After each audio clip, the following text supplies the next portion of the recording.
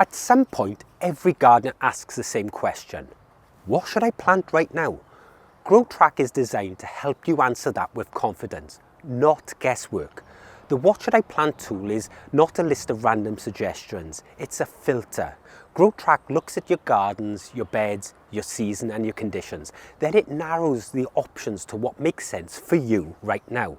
This matters because gardening is not about growing everything. It's about growing the right things at the right time. The suggestion you see here is shaped by context, your climate and location, the current phase of the season, available space in your beds, what you've already planted.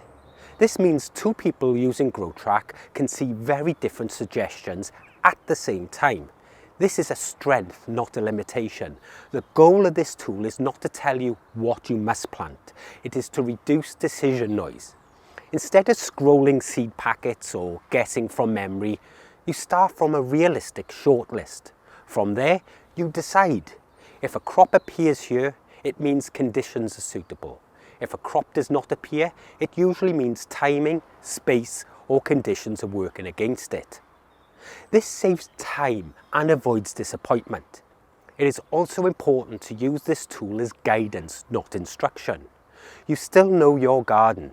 You still make the final call. GrowTrack supports judgment. It does not replace it. When something surprises you, Rowan can help explain why. Why a crop is recommended. Why something is missing. What would need to change for it to work? This turns confusion into understanding. The more accurate your setup is, the better this tool becomes. Gardens define environment. Beds define conditions. Plantings define what is already happening.